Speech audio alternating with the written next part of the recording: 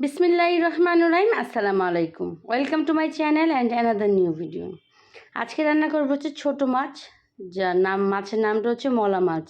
আর যারা ছোটো মাছ লাভার আছেন তারা এই মাছটা অনেকেই সবাই পছন্দ করবেন, যারা ছোটো মাছ খেতে পছন্দ করেন। তো আমিও ছোটো মাছ খেতে খুবই পছন্দ করি, তার জন্য আজকে ছোটো মাছটাই রান্না করছি।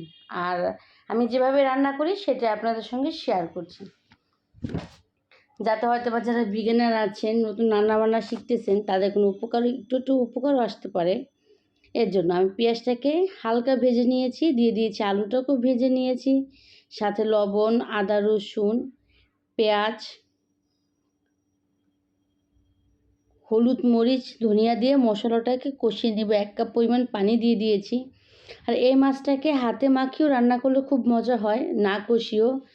আমি বেশিরভাগ হাতে মাখিয়ে রান্না করি, তো আজকে একটু ইচ্ছে হলো যে একটু কষিয়ে রান্না করি, এর জন্য একটু মশলাটা কষাচ্ছি। আর ছোটো মাছ মূলত হাতে কষিয়ে রান্না করলে খেতে খুব মজা হয়। মশলাটাকে কষিয়ে তারপর আমি মাছটাকে লবণ হলুদ দিয়ে ধুয়ে নিয়েছিলাম, সেটাকেও মশলার সঙ্গে ভালোভাবে কষিয়ে নেব। ঢাকনা দিয়ে ঢেকে দিলাম, একটু নেড়ে চেড়ে নিলাম। কষানো হয়ে গেছে।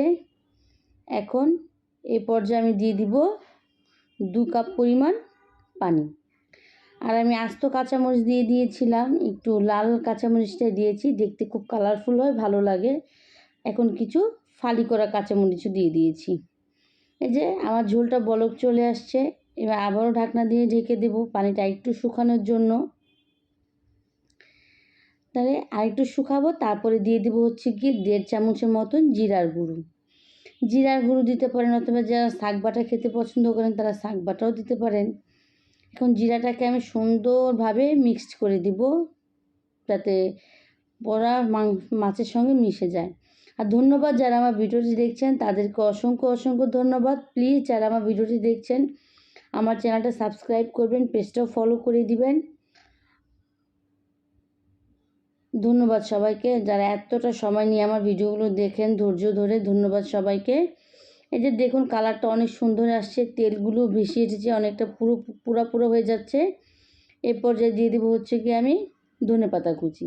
আর গুঁড়া মাছে ধনেপাতা দিলে খুবই সুন্দর একটা ফ্লেভার হয়। আর যদি একটু পুরা করে খাওয়া যায় তাহলে ঝোল না রেখে পুরা করলে আরও বেশি মজা হয়। ধন্যবাদ সবাইকে। আর এভাবে রান্না করে খেয়ে দেখবেন, অবশ্যই খুব মজা হবে। ধন্যবাদ সবাইকে, আবারও বলছি ধন্যবাদ।